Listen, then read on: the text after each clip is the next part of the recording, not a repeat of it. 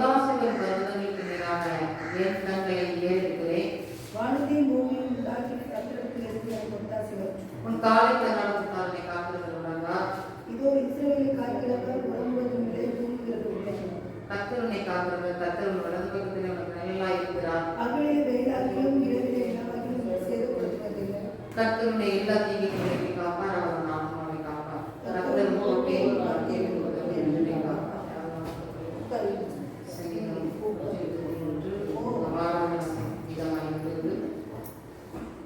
ஒன்றாவது வசனத்தை தாவீது சொல்கிறார், ஒத்தாசையின் பருவங்களுக்கு நேரான கண்களை ஏறெடுக்கிறேன்.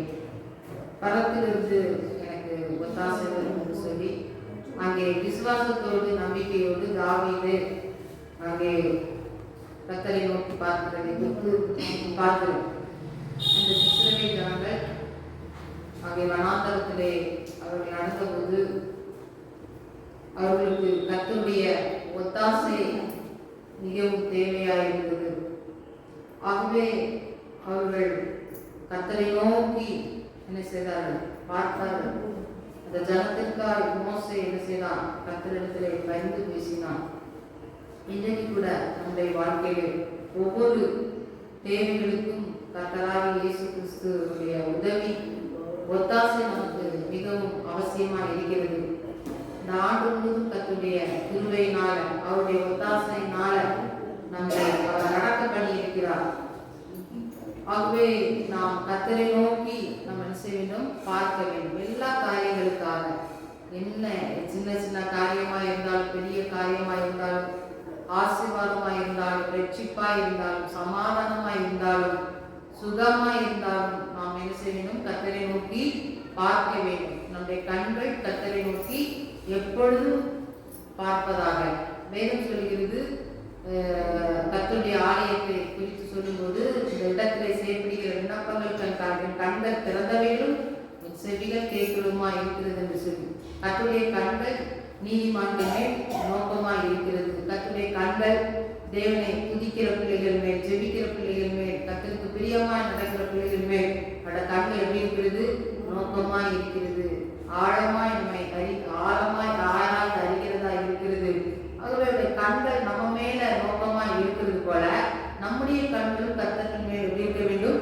நோக்கமாய் இருக்க வேண்டும். இந்த உலக பிரகாரமான அறிந்து போற ஆசாபாசங்களை நோக்கி நம்முடைய கண்கள் போகாதபடி கர்த்தரை நோக்கி நாம் செய்ய வேண்டும்?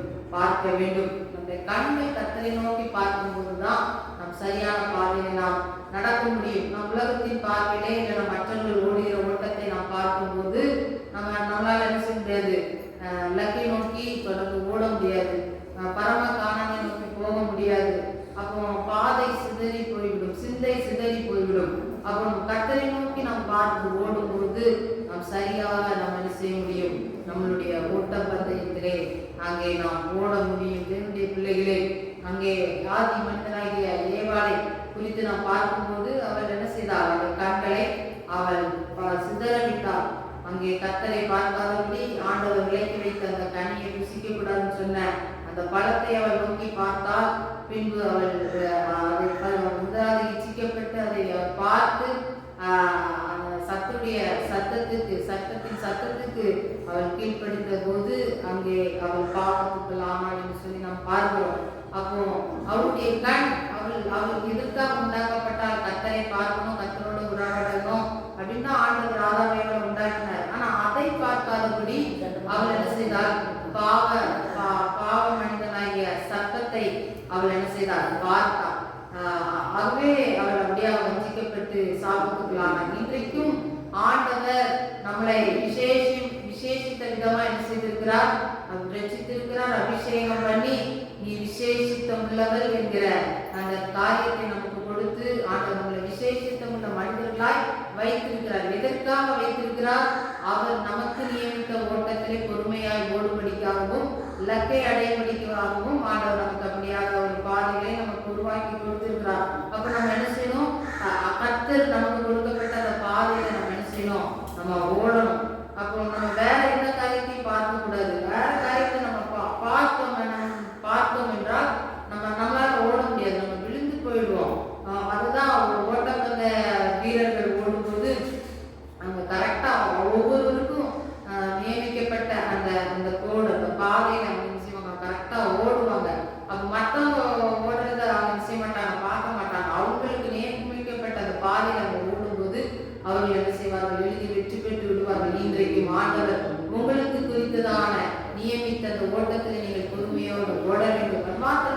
உங்கள் கண்கள் எப்பொழுதும் கர்த்தரை நோக்கி இருக்க வேண்டும். மற்றவர்கள் என்ன செய்யாதீங்க, பார்க்காதீங்க, உலக மனிதர்களை பார்க்காதீங்க, இல்லைன்னா விழுந்து போன மனிதர்களை பார்க்காதீங்க, பின்மாற்றமான ஜனங்களை பார்க்காதீங்க, இல்லைன்னா ஊழியக்காரங்களை கூட நீங்க பார்க்காதீங்க.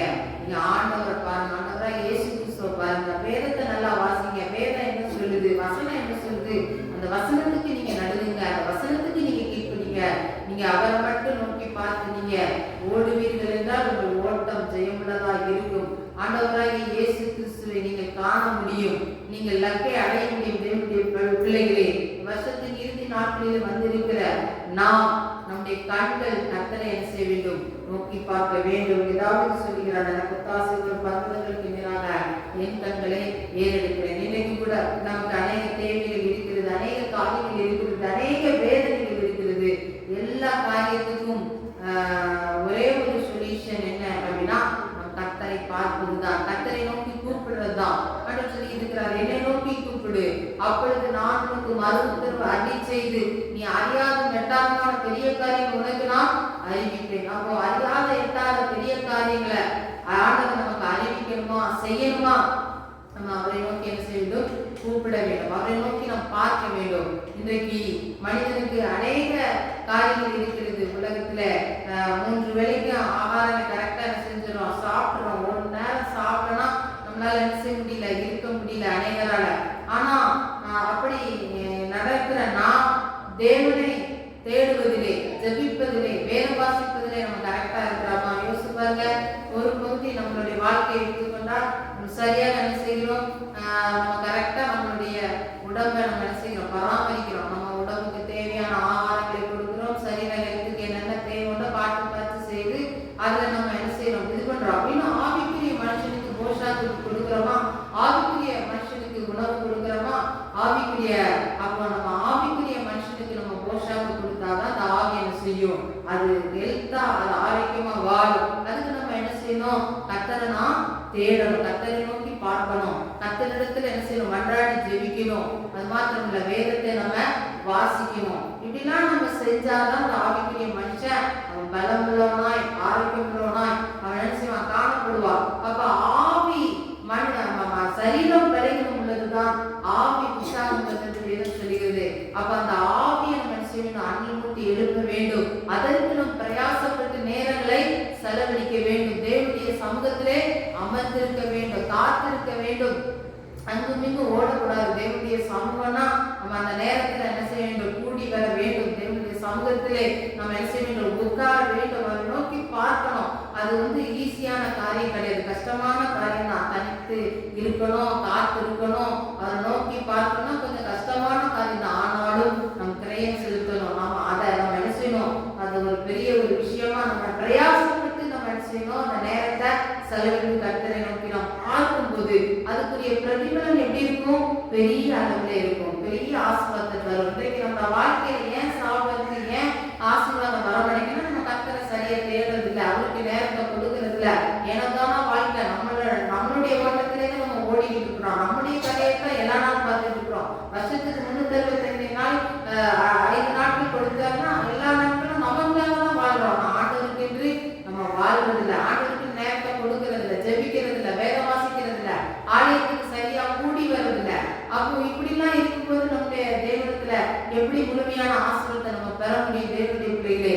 அப்போ நமக்கு 2 கண்கள் இருக்கிறது, நமக்கு ஒவ்வொரு கண்ணும் மூடிக்கோங்களேன். அப்போ ஒரு கண் பார்வை தெரியும், ஓரளவு தான் தெரியும். இப்ப 2 கண்ணை திறந்து பார்க்கும்போது கண் நல்லாவே தெரியும், பல தூரமா பார்க்க முடியும், பல காரியங்களை பார்க்க முடியும். அதே போல நாம் ஆண்டவராய் இயேசு கிறிஸ்து நமக்கு 2 கண்களை தந்திருக்கிறார். ஒன்று சரீர பிரகாரமான காரியங்களை பார்ப்பதற்கு, இன்று ஆவிக்குரிய காரியங்களை நாம் பார்ப்பதற்கு ஆண்டவர் நமக்கு கொடுத்திருக்கிறார். அப்ப 2 கண்களும் நமக்கு மிகவும் அவசியமா இருக்கிறது. 2 காரியத்தை நம்ம என்ன செய்ய வேண்டும், அதை நம்ம பேண வேண்டும். அது யாருடைய கருத்துல இருக்குது, நம்முடைய கருத்துல தான் இருக்குது. நம்ம தான் அதை என்ன செய்யணும், அதை பேணி பாதுகாத்துக் கொள்ள வேண்டும். அப்போ ஒன்றை அதிகமாய் பார்த்து ஒன்றை நாம் செய்ய தவறுவோம் என்றால் நாம் என்ன செய்ய முடியாது, பெரிய அளவில் ஆசீர்வாதத்தை பெற முடியாது.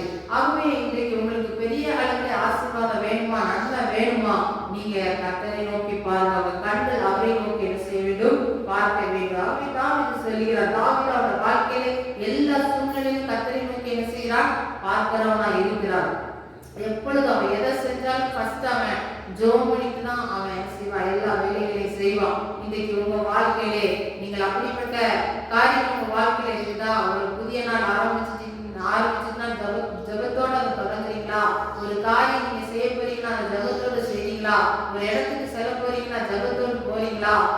எந்த ஒரு காரியமா இருந்தாலும் நீங்கள் கர்த்தரை நோக்கி பார்க்க பழகி கொண்டால் நீங்கள் தான் வெற்றி பெற்றவர்கள், நீங்க தான் ஜெயம் பெற்றுள்ள ஜனங்களாய் காணப்படுகிறது. தேவனுடைய பிள்ளைகளே, அப்படிப்பட்ட வாழ்க்கை நமக்கு வேண்டும். கர்த்தருடைய கண்களை நாம் பார்க்க வேண்டும். அங்கே பேதுரு யோவான் தேவாலயத்துக்கு எதுக்கு போனாங்க? கர்த்தரை நோக்கி பார்ப்பதற்காக, ஜெபிப்பதற்காக அவர்கள் போனார்கள். இன்றைக்கு கர்த்தரை ஆராதிக்க வந்திருக்கிறோம், அவரை நோக்கி பார்க்க வந்திருக்கிறோம். ஆகவே வாரத்திலே ஒரு நாள் மாத்திரம் கர்த்தரை பார்த்தா போதது, எல்லா நாளும் கர்த்தரை நம்ம என்ன செய்யணும், பார்க்கணும். எல்லா நாளும் சமயம் கிடைத்தாலும் கிடைக்காட்டாலும் நம்ம என்ன செய்யணும், நம்மளுடைய ஆலயங்களில் ஜெபங்கள் இருக்கும்போது தவறாதபடி கலந்து கொள்ளணும். இல்லைன்னா வீடுகளில் இருந்து நம்ம சரியான ஒரு குறிப்பிட்ட நேரங்களை அதை தெரிந்து கொண்டு அதை அமர்ந்து நம்ம கர்த்தரை நோக்கி நம்ம பார்க்கிறவங்களா இருக்கிறோம். நம்ம அப்படி நம்ம வாழ கற்றுக்கொண்டால் நாம் ஆசீர்வதிக்கப்பட்ட ஜனங்களாய் நாம் காணப்படும். தொடர்ந்து சொல்லப்பட்ட வசனங்கள், வானமும் பூமியும் உண்டாகின கர்த்தரிடத்திலிருந்து எனக்கு ஒத்தாசை வரும் என்று சொல்லி அங்கே தாவீது சொல்கிறார். என்னுடைய பிள்ளைகளே, அப்ப கர்த்தரிடத்திலிருந்து தான் நமக்கு ஒத்தாசை வரும், கர்த்தரிடத்திலிருந்து தான் நமக்கு என்ன வரும், உதவி வரும். ஆகவே அதை நன்றாக நீங்கள் புரிந்து கொள்ளுங்கள். நம்ம என்னதான் இந்த பூமியில உலகம் முழுதும் நம்ம ஓடி சுற்றி வந்தாலும், ஓடி ஓடி நம்ம உழைத்தாலும் ஆசீர்வதிக்கிறது யாரு? நம்ம 7 நாள் வேலை செஞ்சாலும் நம்முடைய வருமானங்கள் நிறையறதில்லை, நம்ம கடன் பிரச்சனை மாறுதில்லை, நம்ம பெரிய அளவுல சாதிக்கிறது இல்லை. அப்போ எவ்வளவுதான் நீங்க ராப்பாக நீங்க உழைச்சாலும் உங்களை ஆசீர்வதிக்கணும்னா அந்த ஆண்டவரால் மட்டும்தான் ஆசீர்வதிக்க முடியும். அப்ப ஆண்டவர் உங்களை ஆசீர்வதிக்கணும்னா நீங்க அவரை நோக்கி என்ன செய்யணும், பார்க்கணும். நீங்க அவரை நோக்கி பார்க்காதபடி நீங்க உங்களையே நீங்க பார்த்துக்கிட்டே இருந்த எனக்கு நேரம் இருக்கு, வேலை இருக்கு, வேலை இருக்கு, வேலை இருக்கு, வேலையே சொல்லிட்டு இருந்தீங்கன்னா என்னைக்கு நீங்க ஆண்டவரை தேடுவீங்க? என்னைக்கு நீங்க சபைக்கு வருவீங்க? அப்ப சபை எதுக்கு ஆண்டவர் நியமித்து வச்சிருக்கிறாரு? அப்ப அந்த சபையில தான் அநேக ஆசீர்வாதங்கள் ஆண்டவர் வைத்திருக்கிறாரு. கர்த்தரை அப்போ பாருங்க, ஆதி மனிதனாகிய அந்த காயின் ஆபேலை ஆண்டவர் வைத்திருக்கும் போது அவர் கர்த்தருக்கு பலி செலுத்தும்படிக்காக வராங்க. பலி செலுத்தும்படிக்காக வரும்போது அங்கே காயினுடைய பலி ஆண்டவர் செய்யல, அங்கீகரிக்கல. ஆனா ஆபேலுடைய பலியை ஆண்டவர் என்ன செய்தார், அங்கீகரித்துக் கொண்டார். அப்ப பலிபீடத்திலே கர்த்தருக்கான பலியை செலுத்தும்படிக்காக நம்ம என்ன செய்ய வேண்டும், கடந்து வர வேண்டும். அதற்காக ஆலயத்தை ஆண்டவர் ஏற்படுத்தியிருக்கிறார். அப்போ ஏதோ நம்ம ஏனோ தானோ என்று வாழ்ந்தால் நம்ம ஆண்டவரை குறைச்சலக்கூடாது. ஆண்டவரை நான் தேடுறேன், என் வாழ்க்கையில ஆசை.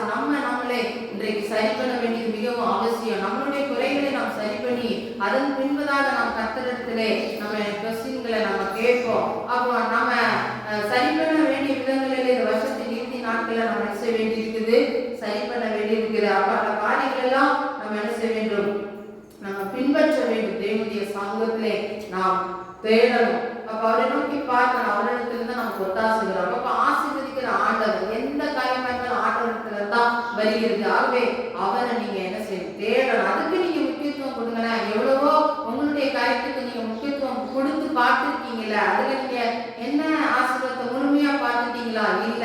நீங்க தேவனுக்கு முக்கியத்துவம் கொடுங்க. நீங்க எப்பேற்பட்ட உங்க வாழ்க்கையில பிரச்சனை போராட்டம் இருந்தாலும், இந்த கடன் பிரச்சனையே இருக்கட்டுமே, பல லட்சங்கள் கோடிகள் இருக்கட்டுமே, தட்டுறதுன்னு நீங்க பிரயாசப்படுங்க. பாருங்க, அண்ணாவுடைய வாழ்க்கையில அவரோட வாழ்க்கையில வேதனை இருந்தது. அவருடைய தேவனுடைய ஆலயத்துக்கு அவள் கடந்து போனாள். அவள் கடந்து போய் அவள் தேவனுடைய சமூகத்திலே தன் கண்ணீரை ஊற்றின போது அங்கே அவருடைய வாழ்க்கையில அற்புதம் நடந்தது. இதே இது அவள் வீட்டிலேயே இருந்துட்டு அவள் அழுதுகிட்டே இருக்க வாழ்க்கையில அற்புதம் நடந்திருக்குமா?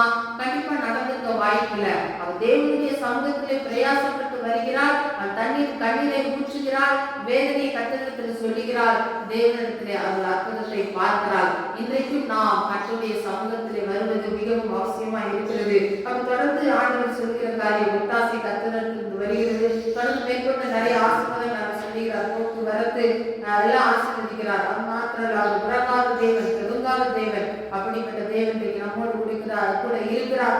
இன்றைக்கு நம்முடைய தேவன் எப்பொழுதும் அவர் என்ன செய்கிறார், விழித்துக் கொண்டு இருக்கிறார். அன்றைக்கு தண்ணீர் பருவத்திலே 450 மகாதீர்க்கதரிசி கூடியிருந்த இடத்திலே அவர்கள் கூப்பிட்ட போது அங்கே அவர்களுடைய தெய்வம் கடந்து வரவில்லை. ஆனால் ஒரே ஒரு எலியா கூப்பிட்ட போது கர்த்தர் என்ன செய்தார், அக்கினியாக கடந்து வந்தார் என்று பார்க்கிறோம். தேவன் எப்பொழுதும் உறங்காதபடி தூங்காதபடி உங்களை பாதுகாக்கிறார். இன்றைக்கு அவர் அப்படி பாதுகாக்கிறபடினாலும் நம்ம எப்படி இருக்கணும், பத்திரமா இருக்கணும். யோசிப்பாங்க, இன்றைக்கு ஆண்டவர் நம்ம பாதுகாக்கலன்னா நம்மளுடைய ஒரு நிமிஷம் ஆண்டவர் தூங்கிட்டா நம்முடைய வாழ்க்கை என்ன ஆகும் பாருங்க. அன்றைக்கு படகுல சீஷர்கள் போனாங்க, இயேசு நித்திரையா இருந்தார், தூங்கிட்டு இருந்தாரு. ஆனா கடல்ல என்ன வந்துட்டு அதுக்குள்ளயும் வந்துட்டு போட்டெல்லாம் அணிச்சிட்டு அலமுது. சீசர்கள் பயப்படுறாங்க, ஆண்டவரே நாங்க அழிச்சு போறோம், கவலை இல்லையா. இன்றைக்கு ஆண்டவர் தூங்கிட்டா நம்ம வாழ்க்கையில என்ன ஆகும் பிள்ளைகளே. அப்ப ஆண்டவர் தூங்காவிட்டு விழித்து பாதுகாக்கிற அப்படின்னாலதான் நம்மளுடைய காரியங்கள் ஜெயமா இருக்குது. அன்றைக்கு நம்ம ஜீவனோடு இருக்கிறது அவருடைய கிருபை. இன்றைக்கு நம்மளை அழிக்க முடிக்காம எத்தனையோ சத்துருக்கள் பலவித கிரியைகள் செய்கிறார்கள். ஆனால் நம்ம ஏன் அழிந்து போகல? ஆண்டவராக இயேசு கிறிஸ்து நமக்கு துணையா இருக்கிறார், நிழலா இருக்கிறார். அவர் பக்கமா இருந்து பாதுகாக்கிற அப்படின்னா இன்றைக்கு நம்ம ஜீவனோடு இருக்கிறோம், நம்மளை வாழ வைத்திருக்கிறார். ஆகவே அவருடைய கிருபையை நீங்க பெற்றுக்கொள்ளுங்க, அவரை நோக்கி பாருங்க. அவர் சொன்ன இந்த காரியங்களை நம்ம பின்பற்றுவோம். கர்த்தர் ஆசீர்வதிப்பார். நீதிமொழிகள் 18:10. நீதிமொழிகள் 18:10 வாசிக்கலாம். கர்த்தரின் நாமம் வளர்த்த துருகம், நீதிமான் அதற்குள் ஓடி சுகமாய் இருப்பான். அல்லேலூயா. எல்லாம் சேர்ந்து ஒரு முறை வாசிக்கும். பக்கம் 778 எல்லாம் சேர்ந்து ஒரு முறை வாசிக்க. கர்த்தரின் நாமம் பலத்த துருகம், நீதிமான் அதற்குள் ஓடி சுகமாய் இருப்பான். இன்னொரு முறை. கர்த்தரின் நாமம் பலத்த துருகம், நீதிமான் அதற்குள் ஓடி. இன்னொரு முறை. கர்த்தரின் நாமம் பலத்த துருகம். அல்லேலூயா. ஆண்டவருடைய நாமம் எப்படிப்பட்டதா? பலத்த துருகம். அல்லேலூயா. இயேசு கிறிஸ்துவுக்கு என்ன பேர்ல இருக்குது சொல்லுங்க பார்க்கலாம். இயேசு கிறிஸ்து பேர் என்ன பேர் சொல்லுங்க. அற்புதர், அதிசயர், கர்த்தர், தேவன், ஆண்டவர். அல்லேலூயா. ராஜாதி ராஜா, இம்மானுவேலர், இப்படி பல சேனைகளின் கர்த்தர். அல்லேலூயா. இப்படி பல பெயர்களை உடையவர் தான் யார்? நம்முடைய ஆண்டவராகிய இயேசு கிறிஸ்து. அல்லேலூயா. அப்போ ஆண்டவர் சொல்றார், கர்த்தரின் நாமம் எப்படிப்பட்டதா? ஒரு பலத்த துருகமாக இருக்கிறது. அல்லேலூயா. துருகம் என்றால் என்ன அர்த்தம்? துருகம் என்றால் ஒரு பாதுகாப்பாக இருக்கிறது. அல்லேலூயா சொல்லுங்க. ஒரு கள்ளப்பிராந்து கோழி குஞ்சுகளை பிடிக்க வரும்போது என்ன செய்யும் அந்த கோழி குஞ்செல்லாம்? தாய் பறவை இந்த செட்டை இப்படி விரிக்கும் போது எல்லாம் அந்த கள்ளப்பிராந்துகள் அந்த எல்லா குஞ்சுகளும் என்ன பண்ணிடும்? உள்ள கடந்து சென்றது. அல்லேலூயா.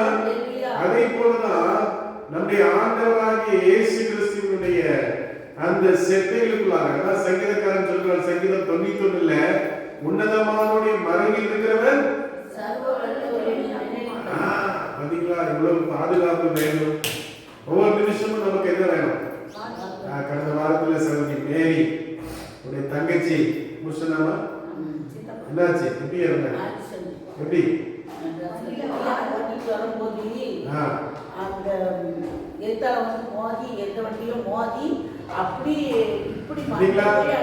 வண்டி நம்ம போறோம், கார்ல போறோம், வண்டியில போறோம், தேவனுடைய பாதுகாப்பு நமக்கு வேணும். அல்லேலூயா. இந்த வாரத்திலே நம்ம சொந்தக்காரங்க சிலர் பாத்தீங்கன்னா போன் பண்ண பாருங்க, சொந்தக்காரங்க சின்ன வயசு பிள்ளைங்க, 40 வயசு 45 வயசு பிள்ளைங்களுக்குலாம் கேன்சர் குத்தி போயிடுச்சாங்க.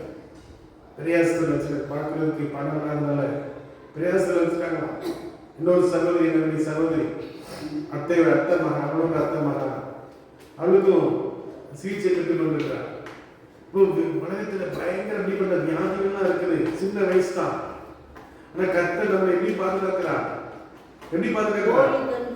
கோழி தன் குஞ்சுகளை சேர்ப்பது போல கர்த்தர் பாதுகாக்கிறார். உலகத்திலே ஒவ்வொரு மனுஷனும் பயங்கர வியாதி, மரணம், பலவிதமான போராட்டங்கள் இருக்கும்போது கர்த்தர் நம்மை கனிமணி போல பாதுகாக்கிறார். அல்லேலூயா. ஆதியாகமம் 4:26 சொல்லுகிறது, சேத்துக்கு ஒரு குமாரன் பிறந்தார், அவனுக்கு ஏனோஸ் என்று நினைச்சார்கள் பெயரிட்டார். அப்பொழுது மனுஷர் அல்லேலூயா பாஸ்டர்ல சொன்னாங்க, அந்த காயின் ஆபேல் என்ன பண்ணாங்க? பலி செலுத்த போறாங்க. பலி செலுத்த போனப்போ ஆண்டவர் யாருடைய காணிக்கை அங்கீகரித்தார்? ஆபேலுடைய அங்கீகரித்தபடினால இந்த காயினுக்கு என்ன வந்துருச்சு? கோபம் வந்துருச்சு. அல்லேலூயா. நீங்க சபையில கூட இப்பதான் கோபம் வந்தது. உங்களுக்கு விசுவாசத்துல எல்லாம் சின்ன சின்ன காரியங்களே கோபப்பட்டு சபையை விட்டு போனேன். சின்ன அற்பமான காரியம், ஒன்றில்லாத காரியங்களுக்கெல்லாம் கோபப்பட்டு போனேன். அப்ப அன்னைக்கே இப்பதான் கோபம் வந்துச்சு. அவனை மட்டும் ஆசீர்வதிக்கிற சின்ன பையன் எனக்கு பின்னால பிறந்தவன். சொல்லுங்க எச்சிப்பால குடிச்சு வளர்ந்தார். அப்படிதான் சொல்லுவாங்க. இவனை போய் ஆசீர்வதிச்சு நீங்க என்னைய ஆசீர்வதிக்கிற கோபத்துல என்ன பண்ணா? சகோதரனை கொலை பண்ணிட்டான். சொந்த சகோதரனை என்ன பண்ணிட்டான்? அப்போ அப்புறம் இந்த ஆண்டவருக்கு அவங்களுக்குள்ள உறவு போயிடுச்சு. அப்புறம் ஆதாமுக்கு இன்னொரு பிள்ளை பிறகுது. அந்த பையன் இருக்கிறது சேத். அப்போ ஆதாமுக்கு எத்தனை பிள்ளைங்க இருந்தாங்க சொல்லுங்க? 3 பிள்ளைங்க. நிறைய பிள்ளைங்க பெற்றாங்க. அதை பத்தி போடல. பொம்பளை பிள்ளைங்கலாம் பிறந்திருப்பாங்க, அதெல்லாம் பத்தி போடல. ஒரு சிலர் கேட்பாங்க, காயினுக்கு மனைவி எங்கிருந்து வந்தா? காயினுக்கு அந்த நாட்கள்ல சகோதரியை கல்யாணம் பண்றது ஒரு இதா இருந்திருக்கலாம். ஆனா பின் நாட்கள்ல தேவன் அதை அனுமதிக்கல. ஆண்டவர் இன்னைக்கு நம்ம ஊர்ல மாமா பிள்ளை அத்தை பிள்ளையை நம்ம என்ன செய்யணும்? கல்யாணம் வேதத்தின்படி இது எப்படிப்பட்டது? தவறா. ஆண்டவர் சொன்னா நெருங்கின உறவிலே நீ என்ன செய்யக்கூடாது? திருமணம் பண்ணக்கூடாது. வேதத்தின்படி அத்தை பொண்ணு மாமா பொண்ணு ஃபியூச்சர்லாம் நீங்க என்ன செய்யக்கூடாது தம்பி. சிலருக்கு என்ன, சிலர் இப்படி கல்யாணம் பண்றதுனால என்ன பண்ண ஊனமா பிறகு. அங்க சென்னையில ஒரு பெரிய பாஸ்டர் இருந்தார், ஒரு நல்ல ஒரு ஊழியக்காரர்களுக்கெல்லாம் உதவி செய்வாங்க. ஆரம்ப நாட்கள்ல அரிசிலாம் உதவி செஞ்சார். அவர் என்ன பண்ணாருன்னா, தன் அவருக்கு 2 பொம்பளை பிள்ளைங்க. தன் சொந்த மகளுக்கு தன் தங்கச்சி மகன் என்ன பண்ணாரு? ஆளு ரொம்ப அழகா இருப்பாரு. சொந்த தங்கச்சி மகன் என்ன பண்ணாரு? கல்யாணம் பண்ணி வச்சார். 2 பிள்ளைங்க பிறந்தாங்க. 2 பிள்ளைங்க, 2 ஊனமான பிள்ளை, மன வளர்ச்சி கொண்டின பிள்ளைங்க. 2 இறந்து போயிடுச்சு. அவர் ஊழியர், வல்லமையான பாஸ்டர் ஊழியர். ஆனா 2 பிள்ளைங்க பிறந்து 2 ஊனமா பிறந்து என்ன செய்தது? இறந்து போயிட்டு. வேதத்தின்படி அது சரியான காரியம் கிடையாது. ஆனால் அந்த நாட்கள் அப்படிப்பட்ட ஒரு வழக்கம் இருந்ததாக வேதத்திலே நாம் பார்க்கிறோம். அந்த ஏனோசுடைய நாட்களிலே ஜனங்கள் என்ன பண்ணாங்க? கர்த்தருடைய நாமத்தை தொழுதுகொள்ள ஆரம்பித்தாங்க. ஹல்லேலூயா, ஹல்லேலூயா. யாத்ராகமம் 27ல ஆண்டவர் சொன்னார், உன் தேவனாகிய கர்த்தருடைய நாமத்தை நீ என்ன செய்யாத? வீணிலே வணங்காதே சொல்றோம். கடவுள் சத்தியமா, பைபிள் சத்தியமான்னு சொல்லி நம்ம என்ன செய்வோம்? சத்தியம் பண்ணுவோம். ஆண்டவர் சொல்றோம், தலை மேல என்ன செய்ய வேண்டாம்? சத்தியம் பண்ண வேண்டாம். பூமி மேல சத்தியம் பண்ண வேண்டாம். வானத்து மேல நீ என்ன செய்ய வேண்டாம்? நம்ம சத்தியம் அடிப்போம். சத்தியம் ஏதோ சத்தியமா ஆன ஒன்னான நாகவேல சொல்லுவாங்க. ஒன்னான ஆன அப்படின்னு சொல்லுவாங்க. எங்க நம்ம சொல்ல சத்தியமா தலையில அடிச்சு சொல்ற சத்தியமா நாம என்ன செய்யல அப்படின்னு நம்ம சொல்லுவோம். ஹல்லேலூயா, ஹல்லேலூயா. அப்ப அருமையான தேவ பிள்ளைகளே, நம்ம எச்சரிக்கையாக காணப்பட வேண்டும். ஹல்லேலூயா, ஹல்லேலூயா. மல்கியா 1ஆம் அதிகாரம் அங்கே 5 முதல் 14 வசனங்களிலே சொல்லப்படுகிறது, கடவுளுடைய பெயரால நம்ம என்ன செய்யக்கூடாதா? தேவையில்லாத பலிகளை நம்ம செலுத்தக்கூடாது. ஹல்லேலூயா. வேதத்திலே அநேகர் என்ன பண்ணாங்க? ஆண்டவருடைய பெயரால பல தவறான காரியங்களை செய்தார்கள். ஹல்லேலூயா. இந்த வேதத்தை எழுதுறது யாரு? தேவனுடைய பிள்ளைகள், தேவனுடைய ஊழியக்காரர்கள். அவர்கள் அந்த நாட்கள்ல எது மூலமா எழுதினாங்க? இங்கு வச்சு அவங்க எழுதினாங்க. அப்ப இந்த கர்த்தர் இருக்கிற பேர் பாத்தீங்கன்னா வேதத்துல கொஞ்சம் கர்த்தர் கொஞ்சம் திக்கு இங்கா இருக்கும். கர்த்தர் நீங்க எங்க வேதத்துல எங்கெல்லாம் வருதுன்னா கர்த்தரின், இந்த கர்த்தரின் பாத்தீங்கன்னா ஒரு கொஞ்சம் மை கொஞ்சம் இதா இருக்கும், திக்கா இருக்கும். அப்போ அந்த நாட்கள்ல என்ன பண்ணுவாங்க? அந்த கர்த்தர் எங்கெல்லாம் வருதோ அவங்க போய் குளிச்சு சுத்தமாயி, அப்ப அந்த பேருக்கு கூட அவ்வளவு மரியாதை கொடுத்ததாக வேதத்திலே நம்ம வாசிக்கிறோம். ஹல்லேலூயா, ஹல்லேலூயா, ஹல்லேலூயா. அப்போ இயேசு கிறிஸ்து அவர் சொல்லிக் கொடுத்தார். சீஷர்களுக்கு என்ன சொல்லிக் கொடுத்தார்? மத்தேயு 6:9 சொல்லும்போது அவர் என்ன சொன்னார்? நீங்கள் இப்படி ஜெபம் பண்ணுங்கள். எப்படி ஜெபம் பண்ணணும்? பரமண்டலத்தில் இருக்கிற எங்கள் பிதாவே. ஒரு அல்லேலூயா சொல்லுங்க. அல்லேலூயா. பரமண்டலத்தில் இருக்கிற உம்முடைய நாமம் என்ன செய்யணும்? நான் பரிசுத்தர் ஆகியால் நீங்களும் எப்படி இருங்கள்? பரிசுத்தராயிருங்கள். ஒரு அல்லேலூயா சொல்லுங்க. உம்முடைய நாமம் என்ன செய்யணும்? பரிசுத்தப்படணும். ஒரு அல்லேலூயா சொல்லுங்க. அப்ப ஆண்டவருடைய நாமம் எப்பவும் என்ன செய்யணும்? பரிசுத்தமா இருக்கணும். நம்ம என்ன செய்யறோம்? நம்ம சண்டே போட்டு பிரச்சனையை பண்ணிட்டு தவறான காரியங்களை பண்ணிட்டு ஆலயத்துக்கு நம்ம வந்துடுறோம். ஆண்டவருடைய சமூகத்துல வந்தவன் ஆண்டவரை இந்த பரிசுத்தப்படுத்தும், இந்த ஆலயத்தை பரிசுத்தப்படுத்தும், இந்த நாமத்தை பரிசுத்தப்படுத்தும் ஜெபத்தோடு நம்ம இருக்கணும். ஒரு அல்லேலூயா சொல்லுங்க. ஆமென்.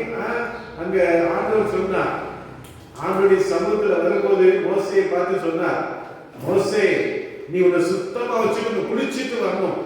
அல்லேலூயா. ஆண்டவருடைய முன்பாக வரும்போது புருஷன் மனைவி கூட சேரக்கூடாது, அப்படி ஒரு பரிசுத்தமான காரியமா வரணும்னு சொல்லி ஆண்டவர் சொன்னார். அவ்வளவு ஒரு பரிசுத்தத்தை தேவன் நம்முடைய வாழ்க்கையை எதிர்பார்க்கிறார். அல்லேலூயா சொல்லுங்க. அல்லேலூயா. அல்லேலூயா. அப்போ ஆண்டவர் எதை தேர்ந்தெடுக்கிறார் என்றால் உபாகமம் 12ஆம் அதிகாரம் 10ஆம் வசனத்திலிருந்து வாசிக்க பார்க்கலாம். உபாகமம் 12ஆம் அதிகாரம் 10ஆம் வசனத்திலிருந்து வாசிக்க. உபாகமம் 12:10 இருந்து வாசிக்க சீக்கிரமா.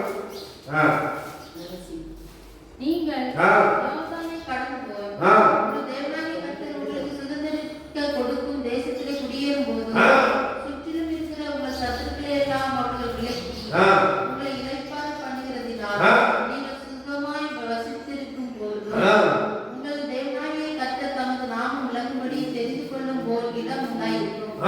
அங்கே நீங்களே நான் உங்களுக்கு ஆண்டவர் தெரிந்து கொள்ளும் ஒரு இடம் உண்டாயிருக்கும். ஒரு அல்லேலூயா சொல்லுங்க. அல்லேலூயா. அன்னைக்கு ஆண்டவர் ஆபிரகாமை பார்த்து சொன்னார், உன் மகனாகிய ஈசாக்கை எங்க பலி செலுத்தணும் சொல்லுங்க.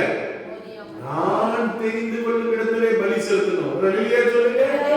அவன் இருந்த பகுதியை சுற்றி நிறைய மலைகள் இருந்தது, நிறைய இடங்கள் இருந்தது. கர்த்தர் காட்டுற ஒரு இடமா இருக்கும். ஒரு அல்லேலூயா சொல்லுங்க. தேவ பிள்ளைகளே, ஆண்டவருக்கு சித்தமா, ஆண்டவருக்கு பிரியமா, இது செஞ்சா ஆண்டவருக்கு பிடிக்குமா என்பதை கேட்டு கேட்டு ஆண்டவர் செய்யணும். ஒரு அல்லேலூயா சொல்லுங்க. ஒரு குழம்பு வச்சாலும் ஆண்டவர் கேட்கணும்ப்பா, நம்ம மண்ணையை போட்டு குழம்ப கூடாது. இன்னைக்கு என்ன குழம்பு வைக்கிறது, இன்னைக்கு என்ன கூட்டு வைக்கிறது, ஆண்டவரே இந்த கூட்டு வைக்கிறேன் பிடிக்குமா? ஒரு அல்லேலூயா சொல்லுங்க.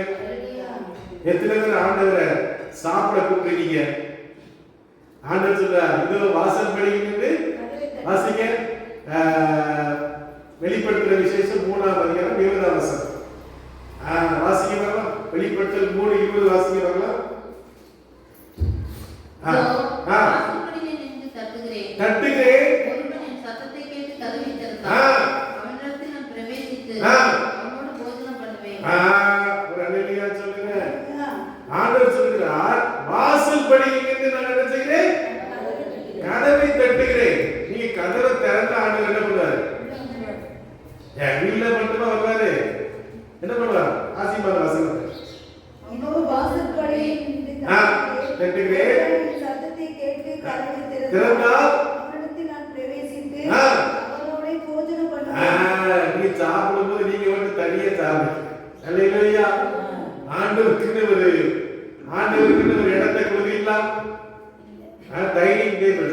எங்க அப்பா வீட்டுல போனீங்கன்னா டைனிங் டேபிள் இருக்கு. எங்க அப்பா வீட்டுல ஒரு இடம் இருக்கும், ஒவ்வொருத்துக்கும் ஒரு இடம் இருக்கும். அப்போ ஆண்டவருக்கு நம்ம ஒரு இடத்தை வைக்கிறோமா? ஆண்டவரை நீங்க வந்து எங்க கூட சாப்பிடுங்க, இந்த ஆண்டவரை சாப்பிடுங்க பாடி நீங்க நம்ம சொல்லியிருக்கிறோமா? ஆனா ஆண்டவர் ராஜ்யத்துல நம்ம கூட வந்து சாப்பிடணும். அல்லேலூயா. ஆண்டவர் என்ன பண்ணுவாரு? யோவான் 21ஆம் அதிகாரத்துல நீங்க வாசிங்கன்னா ஆண்டவர் மீனை பொரிச்சு என்ன பண்ணாரு? முதல்ல வந்து கேட்டார், பிள்ளைகளே புசிப்பதற்கு ஏதாயிலும் இருக்கிறதா என்று கேட்டார். திரும்ப ஆண்டவர் என்ன பண்ணாரு? அதெல்லாம் கரையில இருந்து வந்தவன, கடல்ல இருந்து வந்தவன ஆண்டவர் என்ன பண்ணாரு? அவங்களுக்கு ஆண்டவர் கை திருப்பு போட்டு அவங்களுக்கு சமைச்சு கொடுத்தார். அல்லேலூயா சொல்லுங்க. ஆண்டவர்கிட்ட கேட்கணும், ஆண்டவரே நீங்க எனக்கு சமைச்சு கொடுங்க. அல்லேலூயா. ஆமா, ஆண்டவர்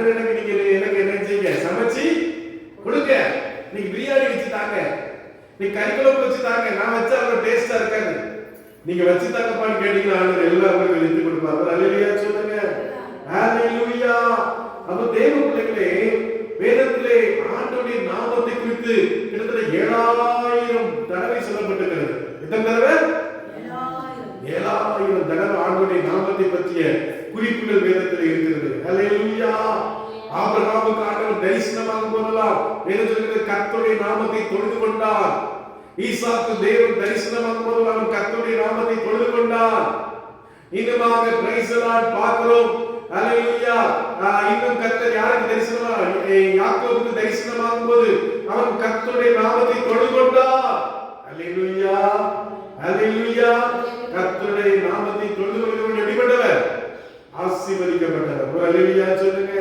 நீங்கள் தொழுது கொள்ளும் போதெல்லாம் அவர் நமக்கு சமீபமாக இருக்கிறார். ஹalleluya. ஹalleluya. அப்ப ஆண்டவருடைய நாமம் எப்படிப்பட்டது? பலத்த துருகம், பாதுகாப்பு அரண். அன்னைக்கு ஜனங்கள் பிரைஸ் தி லார்ட், அந்த பிரைஸ் தி லார்ட், அந்த பேர் என்ன பேர், வாழைப்பாட்டு காலத்தில் உள்ள அந்த மனிதனுடைய நாட்களிலே ஒரு பெரிய கோபுரத்தை கட்டினார், ஒரு பெரிய பாதுகாப்பு அரணை கட்டினார். ஆதியாகமம் 11ஆம் வசனத்தில் பாபேல் கோபுரம். ஹalleluya. ஹalleluya. அப்போ நிம்ரோத், அவர் நிம்ரோத்துக்கு ராஜா இருந்தார். நிம்ரோத் நாட்களிலே ஜனங்கள் ஒரு பெரிய கோபுரத்தை கட்டினாங்க. அவர் ஆண்டவர் அதை பார்க்கறதுக்காக இறங்கி வந்தார். ஹalleluya. அவர் சொன்ன தன்னுடைய பேருக்காக, தன்னுடைய பாதுகாப்புக்காக ஆண்டவருடைய அவருடைய பேச்செல்லாம், அவருடைய மொழியெல்லாம் என்ன பண்ணிட்டாரு? தாறுமாறாக்கி போட்டார். அதனாலதான் இன்னைக்கு கேரளா போனீங்கன்னா பக்கத்துல ஒரு 200 கிலோமீட்டர் தூரத்துல போனீங்கன்னா அங்க மலையாளம் பேசுறாங்க. இந்த பக்கம் போனீங்கன்னா ஒரு 500-600 கிலோமீட்டர் தூரத்துல தெலுங்கு பேசுறாங்க. இன்னும் 500 கிலோமீட்டர் அங்க போனீங்கன்னா கன்னடம் பேசுறாங்க. புரிய மாட்டேங்குது, தமிழ் மாநிலத்துக்கு புரிய மாட்டேங்குது. அப்ப அன்னைக்கு இந்த இடத்துல பாஷைகள் தாறுமானது. நமக்கு பாதுகாப்பை நம்ம வைக்க முடியாது. ஹalleluya சொல்லுங்க. நமக்கு காரியங்களை நம்ம செய்ய முடியாது. ஒரு மனுஷன் சொன்னான், அவனுக்கு நிறைய பயிர் விளைந்திருந்தது. அவன் சொன்னான், என் ஆத்துமாவே நீ சந்தோஷமாயிரு, நீ மகிழ்ச்சியா இரு. ஆனா இன்னைக்கு ராத்திரி உன் ஜீவன் எடுத்துக்கொள்ளப்பட்டால் நீ சேர்த்து வச்சது ஹalleluya. ஹalleluya. என் அம்மா பாத்தீங்கன்னா இந்த குப்பையெல்லாம் எடுத்து வச்சிருப்பாங்க, பிளாஸ்டிக் இதெல்லாம் எடுத்து வச்சிருப்பாங்க. எதுக்குமானா, இல்லடா அது இந்த மருந்து வாங்குறதுக்கு தான், மருந்து வாங்குறதுக்கு அப்பா காசு கொடுப்பாங்க. இருந்தாலும் பாருங்க அந்த இதெல்லாம் எடுத்து வச்சிருந்தாங்க. இப்போ பார்த்தீங்கன்னா அம்மா போன பிறகு அந்த இதெல்லாம் இல்லை. இப்போ வயசான ஆட்களுக்கு அப்படி ஒரு ஆசை, இந்த இதெல்லாம் எடுத்து வச்சு இது பண்ணி அதை கொடுத்து காசு வாங்கிக்கலாம் அப்படின்னு நினைப்பாங்க. ஹalleluya. அப்ப நீங்க அநேக ஜனங்கள் என்ன செய்றாங்க? பணம் சேர்த்து, பணத்தை சிலர் பணத்துக்கு கீழே பார்த்தீங்கன்னா என்ன செய்ய பணமா வச்சிருக்காங்க. ஹalleluya. இங்க தூத்துக்குடியில ஒரு பாஸ்டர் இருந்தார், அவர் பேர் கனகராஜ். அவர் பேர் என்ன பேரு? CTM pastor. திருமணமே கட்டாம இருந்தார். அவர் ஜோம் பண்ணா அற்புதங்கள் நடக்கும். ஒரு சமயத்துல தூத்துக்குடியில ஒரு பெரிய கம்பெனிக்கு போயிருக்கிறார். அந்த கம்பெனியுடைய ஓனர் மனைவி என்ன பண்ணாங்க? உடம்பு சரியில்லாம இருந்தாங்க. இவர் ஜோம் பண்ணவங்க நம்ம என்ன செஞ்சாங்க? சுகமாயிட்டாங்க. ஹalleluya. ஹalleluya. அவங்க உடம்பு சரியில்லாம ஒரு பெரிய காணிக்கை கொடுத்தாங்க, ஒரு பெரிய அமௌண்ட். அது எவ்வளவு தெரியல. அவர் என்ன பண்ணிருக்காரு? பெட்டு கீழே வச்சுட்டு படுத்திருக்காரு. பெட்டு கீழே அஜிஸ்டன் பாஸ்டர் பார்த்தா. இவர் என்ன பண்ணிருக்காரு? பாஸ்டர் இது வந்தா எல்லாம் ஏழை எளியவர்களுக்கு கொடுத்துடலாம்னு சொல்லி ராத்திரி தூங்கிட்டு இருக்கும்போது தலைவாங்கி வச்சு அன்னைக்கு என்ன பண்ணா? கொலை பண்ணிட்டான். காலையில எழுதி பார்த்தா பாஸ்டர் எங்க கிடக்காரு? செத்து கிடக்காரு. உடனே அடக்காரங்கெல்லாம் பண்ணாங்க. சிபிஎம்ல பார்த்தா சொந்தக்காரங்கெல்லாம் அவங்க சேர மாட்டாங்க, எம்மாதான் வருவாங்க. இவங்களுக்கு தெரிஞ்சிச்சு ஏதோ பண்ணி கொண்டுட்டாங்கன்னு தெரிஞ்சவங்க உடனே அதை மறைக்கிறதுக்காக என்னெல்லாமோ பண்ணி வச்சிருந்தாங்க. சொந்தக்காரங்க வந்து பிடிச்சிட்டாங்க. ஏய் பாஸ்டர் சாதாரணமா சாவல, என்ன பண்ணிருக்காங்க? கொலை பண்ணிருக்காங்க, வாங்க போலீஸ் போகிறாங்க. கேஸ்லாம் போச்சு, அதான் எப்படியும் அவங்க அது இது கொடுத்து சரி பண்ணிட்டாங்க. ரொம்ப அருமையான தேவ பிள்ளைகளே, இன்னைக்கு உலகத்துல பாருங்க, அவன் என்ன ஆயிருக்கு? ஒரு மனுஷனுக்கு என்ன வந்தது? பண ஆசை வந்தது. பண ஆசை எல்லா தீமைக்கும். அன்னைக்கு பாஸ்டர்மார்லாம் கையில காசு வாங்க மாட்டாங்க, காணிக்கை வாங்க மாட்டாங்க. வேதத்துல எலிசான்னு ஒரு பாஸ்டர் இருந்தார். அவர்கிட்ட கூட கூடையா போட்டு ட்ரெஸ் எல்லாம் கொடுத்தாங்க. அவர் வாங்கவே மாட்டேன்ட்டார். பேதுருன்னு ஒரு பாஸ்டர் இருந்தார். அவர்கிட்ட கொண்டு வந்து ஒருத்தர் பெரிய ஒரு 50 லட்சத்தை கொண்டு வந்து கொடுத்தான். பாஸ்டர் இருந்தாங்க, வச்சுக்கோங்கண்ணா. அவர் சொன்ன பணம் உன்னோடு நாசமா போகிறது அப்படின்ட்டார். அல்லேலூயா. இன்னைக்கு இருக்கிற பாஸ்டர்லாம் வித்தியாசமா இருக்கிறாங்க. அல்லேலூயா. பண ஆசை எல்லாத்தையும் எப்படி இருக்கிறது? நேரா இருக்கிறது. நீங்க மனுஷனுக்கு பணம் சேர்க்கணும் சேர்க்கணும் சேர்க்கணும், சம்பாதிக்கணும் சேர்க்கணும் சம்பாதிக்கணும். ஆனா உயிர் போனாலும் எங்க போவ? நீ செத்து போனாலும் எங்க போவ? நீ சேர்த்தது யாருமே தான் ஆகும். அல்லேலூயா. மகா அலெக்சாண்டர் ஒரு மனுஷன் இருந்தான். அவன் கிரீஸ் ஒரு சின்ன நாட்டுல சேர்ந்தவன், ஐரோப்பால. அந்த நாட்டில இருந்து இந்தியா வரைக்கும் அவன் படையெடுத்து வந்தான். ஏராளமான நாடுகளை எல்லாம் அவன் கைப்பற்றி, சின்ன வயசு தான், 32 வயசு தான். அவன் பெருசா எல்லாத்தையும் பிடிச்சு கொண்டிருந்தான். அவனுக்கு ஒரு காய்ச்சல் வந்துச்சு, விஷ காய்ச்சல். அச்சனா வாங்க எல்லாரும் போயிடுவோம், நம்ம நாட்டுக்கு போயிடுவோம் போன உடனே சொன்னான், ஐயா நான் படைக்க மாட்டேன், செத்து போயிடுவேன். இப்பெல்லாம் காய்ச்சலுக்கு மருந்து கண்டுபிடிச்சிட்டாங்க, ஆனா அந்த நாட்களை கண்டுபிடிக்கல. அது சொன்னா சவப்பட்டியில 2 ஓட்டை போடுங்க, ஓட்டை போட்டு கையை இப்படி விரிச்சு வைங்க. அல்லேலூயா சொல்லுங்க. நான் ஒண்ணு கொண்டு வந்ததும் இல்லை, கொண்டு போவதும் இல்லை. இன்னைக்கு அநேக நம்ம நினைக்கிறோம் நிறைய சேர்க்கணும், நிறைய பொண்ணு நகை எல்லாத்தையும் சேர்த்து வைக்கிறோம். நீங்க பாருங்க, எல்லாருக்குமே இந்த ஆசை வந்துருச்சு, எல்லாருக்குமே இந்த எண்ணம் வந்துருச்சு. அருமையான தெய்வ பிள்ளைகளே, இன்னைக்கு நம்ம மனம் திரும்பணும். அல்லேலூயா சொல்லுங்க. ஆண்டவருடைய நாம மாத்திரம் மகிமைப்படணும். அல்லேலூயா அல்லேலூயா அல்லேலூயா. தெய்வமே ஆண்டவர் சொன்னார், நான் என்னுடைய பொருள் எல்லாம் உமக்குரியது. அல்லேலூயா சொல்லுங்க. அல்லேலூயா. அப்ப ஆண்டவருடைய நாமம் பலத்த துருகமாக இருக்கிறது. அல்லேலூயா சொல்லுங்க. அது பலத்த கோபுரம், நீதிமான் அதற்குள் ஓடி இருப்பானா? சுகமா இருப்பான். இன்னைக்கு நமக்கு எத்தனையோ வியாதி வருது, வியாதி வருதா இல்லையா? எல்லாருக்கும் வர மாதிரி வருது. ஆனா நமக்கு வைத்தியர் யாரு? ஆண்டவராகிய கர்த்தர். நம்ம டாக்டர்கிட்ட போனாலும் கர்த்தர் நமக்கு நல்ல ஜீவனை கொடுக்கிறார். அல்லேலூயா சொல்லுங்க. கொரோனால எத்தனை பேர் செத்து போனாங்க, எத்தனை பேர், எத்தனை சொந்தக்காரங்க. எனக்கு ஒரு சித்தப்பா ஒருத்தர் நம்ம சபைகள்லாம் வந்து பிரசங்கம் பண்ணிக்கிற பால்ராஜ், நல்ல ஹைட்டா இருக்கார், சுருட்ட முடி. அவர் வந்து பிரசங்கம் பண்றார். கொரோனால டாக்டர்கிட்ட போன, வீட்டுல வச்சு அவரே ட்ரீட்மெண்ட், அவருக்கு எல்லாம் மனைவி பிள்ளைகள் எல்லாத்துக்கும் அவரே ட்ரீட்மெண்ட் கொடுத்தார். கடைசியில் அது என்னாச்சு, ரியாக்ஷன் ஆகி கண்ணுல பாதிச்சு அது மூளையை இது பண்ணி கடைசியில் உயிர் போயிடுச்சு. அருமையான தேவன், நல்ல மனுஷன். 2 மணி நேரம் பேசுவார். எத்தனை மணி நேரம்? ரொம்ப அன்பானவர். குடும்பத்தை எல்லாரும் பத்தி தெரியும். அவருக்கு குடும்பத்துல யாரு எந்த சொந்தக்காரங்க எல்லாம் அவருக்கு தெரியும். அப்படியே ஒரு சின்ன குழு கொடுத்தா போதும், அப்படியே ஒரு பெரிய கோடு போட்டுவார். அது எத்தனை ஊழியக்காரங்க போயிட்டாங்க. அருமையான தேவனை, கர்த்தர் நம்மை ஜீவனோடு வைத்திருக்கிறார். அல்லேலூயா சொல்லுங்க. கர்த்தர் நம்மை பாதுகாத்து வைத்திருக்கிறார். அல்லேலூயா அல்லேலூயா. வாசிங்க நீதிமொழிகள் 18:11 வாசிங்க. நீதிமொழிகள் 18. நீதிமானுடைய பொருள் அவனுக்கு அரணான பட்டணம், அது அவன் எண்ணத்தில் உயர்ந்த மதில் போல் இருக்கும். பணக்காரனுக்கு பணம் எப்படிப்பட்டது? பணம் எப்படிப்பட்டது? பெரிய பட்டணம். அல்லேலூயா அல்லேலூயா. ஒருத்தர் நம்ம சொந்தக்காரர் ஒருத்தர் இருந்தார், பெரிய பணக்காரர். நான் பார்த்துக்கிறேன், சில இறந்த வீட்டுக்கெல்லாம் வருவார், பெரிய கார்ல தான் வந்து இறங்குவார். பெரிய பெரிய இந்த என்ன சொல்லுவாங்க, அந்த சுமோன்னு சொல்லுவாங்க, பெரிய கார், அதெல்லாம் வந்து இறங்குவார்.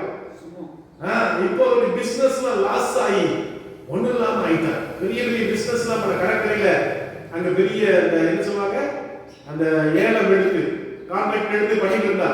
இன்னைக்கு பிசினஸ்லாம் என்ன ஆயிடுச்சு, ஒண்ணு இல்லாம போயிடுச்சு. அருமையான தேவ பிள்ளைகளே, நமக்கு கர்த்தர் தான் உயர்ந்த அரண். அல்லேலூயா சொல்லுங்க.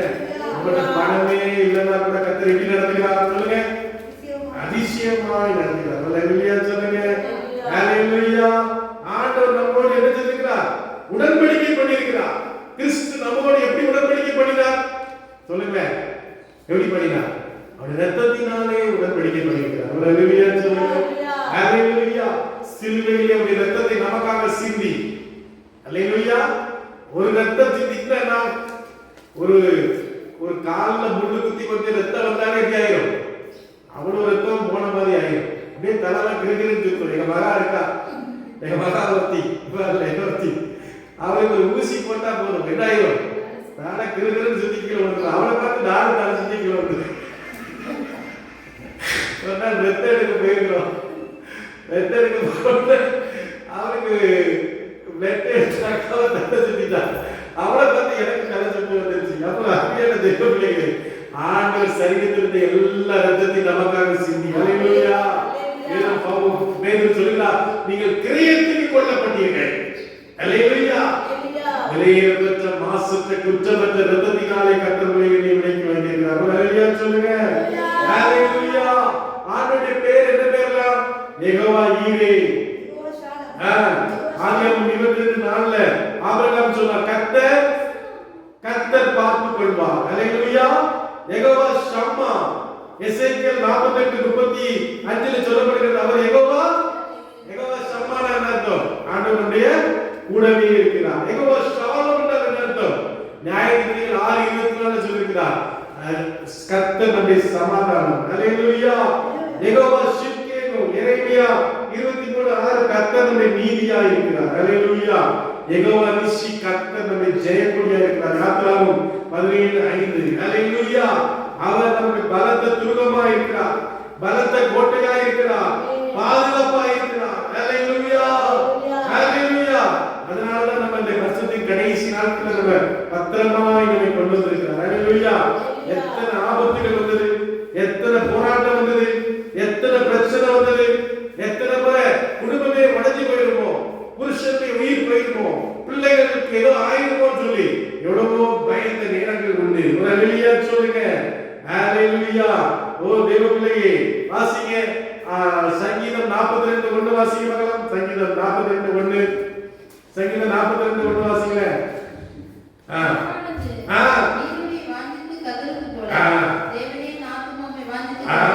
தேவ பிள்ளைகளே, ஆண்டவர் சொல்கிறார், உங்களுடைய ஆத்மா என்ன செய்யணும்? இதன் மேல ஆண்டவருடைய ஆலயத்தில், ஹல்லேலூயா. ஆண்டவருடைய ஆலயத்தில் கடந்த வாரத்தில் ஜெபம் வச்சப்போ தேவ பிள்ளைகள்லாம் வந்து நீங்க சந்தோஷமா இருந்துச்சு. அப்படி ஆண்டவர் மேல வார்த்தையா இருக்கணும். ஒவ்வொரு ஜெபத்திலையும் நம்ம கலந்து கொள்ளணும், ஹல்லேலூயா, ஹல்லேலூயா. அப்படி இருக்கும்போது கர்த்தர் என்ன செய்வாரா? கர்த்தர் என்ன செய்வாரா? ஓ வாசிங்க 1 சாமுவேல் 30:6. 1 சாமுவேல் 30:6 வாசிங்க பார்க்கலாம். 1 சாமுவேல் 30:6. நெருக்கப்பட்டான். சகல ஜனங்களும் தங்கள் குமாரர் குமாரத்திகள் அனக்லேசமானதினால் அவனை கல்லெறிய வேண்டும் என்று சொல்லிக் கொண்டார்கள். தாவீது தன் தேவனாகிய கர்த்தருக்குள்ளே தன்னை திடப்படுத்திக் ராஜாவாகல, தாவீது ராஜாவாகல, அவனோடு சேர்ந்து ஒரு 400 பேர் இருக்கிறாங்க. சிக்லாக்களை அதிலேக்கு வந்து எல்லாத்தையும் பிடிச்சிட்டு போயிட்டாங்க. ஹல்லேலூயா சொல்லுங்க. தாவீதுக்கு ரொம்ப வேதனையா இருந்துச்சு. அவன் வேதம் சொல்லுகிறது, அவன் கர்த்தருக்குள் தன்னை திடப்படுத்திக் கொண்டான். எல்லா கரங்களையும் கர்த்தரை ஸ்தோத்திரம் பண்ணுங்க, ஹல்லேலூயா. அவனுக்கு ஒரு நெருக்கம் வந்தது, அவனுக்கு ஒரு போராட்டம் வந்தது. அவன் கர்த்தரை பிடிச்சிட்டான். கர்த்தர் எனக்கு இருக்கிறார், கர்த்தர் எனக்கு சகாயர், நான் பயப்படேன், மனுஷன் எனக்கு என்ன செய்வான்? ஒரு ஹல்லேலூயா சொல்லுங்க. இவங்களே நீ பயப்படாத. உன் நெருக்கத்தின் மத்தியில, கஷ்டத்தின் மத்தியில உன்னை ஜெயில தூக்கி போட்டுருவேன், உன்னை கொலை செஞ்சிருவேன், உன்னை அப்படி பண்ணிக்க, இப்படி பண்ணி எது செய்யட்டும், உன்னை ஒண்ணும் பண்ண முடியாது. ஒரு ஹல்லேலூயா சொல்லுங்க. நாங்க 1986 சுரண்டைக்கு வந்திருந்தப்போ, சுரண்டையில ஒரு பெரிய காம்பவுண்ட், 46 சென்ட் 45 சென்ட் உள்ள ஒரு பெரிய இடம். அப்போ ஒரு வசனம் எழுதி கொடுத்தார், வெளிப்படுத்தல் 21:8. பயப்படுகிறவர்கள் அவிசுவாசிகள் விக்கிரக ஆராதனைக்காரரும் 2ஆம் மரணமாகிய அக்கினி கடலிலே. அங்கிருந்த சுரண்ட மக்கள் அங்க கிட்டத்தட்ட 12 ஜாதி மக்கள் இருக்காங்க, 12 ஜாதி. அப்போ அவ்வளவு பேரும் வந்து என்ன பண்ணாங்க, அங்க ஒரு தட்டி போட்டு வச்சிருந்தாங்க. ஏய் பெந்தேகோஸ்தே பாஸ்டர், நீ எங்களுக்கு விரோதமா பேசுற, நீ என்ன செய்ய, மன்னிப்பு கே, இல்லைன்னா உன்னை நாங்க அப்படி பண்ணிடுவோம் இப்படி பண்ணிடுவோம். ஒரு சனிக்கிழமை ராத்திரி, ஞாயிற்றுக்கிழமைக்கு முந்தின நாள் ராத்திரி காத்திருப்பு ஜெபம் நடக்கும். அப்ப நாங்க சின்ன பிள்ளைங்க, ஆத்துமாக்கள் யாரும் கிடையாது. அப்போ திடீர்னு ஒரு 9 மணி இருக்கும், திடீர்னு ஒரு கூட்டம் ஜனங்கள் வந்தாங்க. ஒரு கூட்ட ஜனங்கள் வந்து பயங்கரமா கத்துறாங்க, ஏய் அல்லேலூயா வெளியே வா, ஏய் வா, நம்ம என்ன செய்ய போறோம் பாருங்க. பயங்கர கத்தி, ஆயுதம், கடப்பாரை எல்லாத்தையும் கொண்டு வராங்க. உங்க விருப்பம் என்ன? இந்த சபை எங்க எல்லாரையும் அடிச்சு கொளுத்தி எல்லாரையும் கொண்டு போகணும்னு சொல்லி இந்த மக்கள் எல்லாம் வந்தாங்க. அப்போ அப்பா ஒண்ணுமே செய்யல, அமைதியா இருந்தார். திடீர்னு ஒரு 7 பேர் வந்தாங்க. நாட்டாம ஊர்ல இந்த கிராமத்துல எல்லாம் சொல்லுவாங்க, நாட்டாம தலைவர், ஊர் தலைவர். அவங்க வந்தாங்க. அவங்க ஒருத்தர் அங்க ஏகேஎஸ் பெரியசாமி, ஏகேஎஸ் பேர் என்னன்னு தெரியல. அப்ப வரும்போதே கொஞ்சம் இப்படி கீழே விழுந்த மாதிரி கொஞ்சம் கீழே விழுந்துதான் எழுந்திரிச்சு வந்தார். அப்ப அவர் சொன்னார், வரும்போதே உங்க ஆண்டவன் காலில் விழுந்து வர வேண்டியிருக்கு அப்படின்னு சொல்லிட்டு அவர் பேசுறார். ஐயா என்னையா அப்படி எழுதிருக்கீங்க, இந்த அழிச்சிருங்க ஐயா, எல்லாம் போயிருங்க அப்படின்னா. ஒரு அல்லேலூயா சொல்லுங்க. மழை போல வந்ததை, புயல் போல வந்ததை கர்த்தர் பனி போல மாறப்படி. ஒரு அல்லேலூயா சொல்லுங்க. ஆண்டவர் அப்படியே அமர்த்தி அப்படி அந்த ஜனங்கள் எல்லாம் அப்படியே வெளியில போயிட்டாங்க. ஒருத்தர் கூட வருவாங்க, எல்லாரும் வெட்டுவேன், குத்துவேன், உன்னை கொலை செஞ்சு வேண்டாம், அவனை அப்படி பண்ணி வேண்டாம் அப்படின்னு வந்தாங்க. கர்த்தர் ஒருத்தர் கூட ஒண்ணும் பண்ண முடியாதபடி கர்த்தர் இன்னைக்கு கிட்டத்தட்ட 37 வருஷமா, கிட்டத்தட்ட 37 வருஷமா சுரண்டையில இருக்கிறாரு எங்க அப்பா. அல்லேலூயா. எங்க அம்மா இறந்ததுக்கு அவ்வளவு இந்து மக்கள் வந்து எல்லாரும் பார்த்துட்டு அல்லேலூயா சொல்லுங்க. ஊர்ல உள்ள பெரிய தலைவர்கள், அரசியல்வாதிகள், என்னமா அந்த மக்கள் எல்லாரும் வந்து அவ்வளவு மரியாதை. எங்க அப்பா விசாரிச்சு எங்க அப்பாட்ட பேசி அன்பு செலுத்திட்டு போனாங்க. எனக்கு ரொம்ப ஆச்சரியமா இருந்துச்சு. அருமையான தேவ பிள்ளைகளே, இன்னைக்கு உங்களுக்கு விரோதமா எல்லாம் வரலாம், உங்களுக்கு விரோதமா பிரச்சனைகள் இருக்கலாம், போராட்டங்கள் இருக்கலாம், பலவிதமான நெருக்கங்கள் இருக்கலாம். கர்த்தருடைய நாமத்துல நீங்க இருக்கும்போது கர்த்தர் உங்களை பாதுகாப்பார். அல்லேலூயா. ஆபத்துகள் வந்த அன்னைக்கு வாசமா சொன்னது போல அந்த இயேசு கிறிஸ்துவுடைய படகுல போனபோது என்ன வந்துச்சு? பெரிய அலை வந்துச்சு. ஐயோ மடிந்து போகிறமே கத்துனாங்க. அல்லேலூயா. நடந்த காரியம் என்ன? ஆண்டவர் சொன்னார், பயப்படாதீர்கள். ஒரு அல்லேலூயா சொல்லுங்க. விசுவாசமா இந்த வருஷத்தின் இறுதி நாட்களில் வந்திருக்கிற தேவர்களே, நீ பயப்படாத. அலை குறித்து பயப்படாத, தேவை குறித்து பயப்படாத, உன் நெருக்கத்தை குறித்து பயப்படாத. கர்த்தர் உனக்காக யாவையும் செய்து எல்லா கண்களையும் நாம் ஜெபிப்போம்.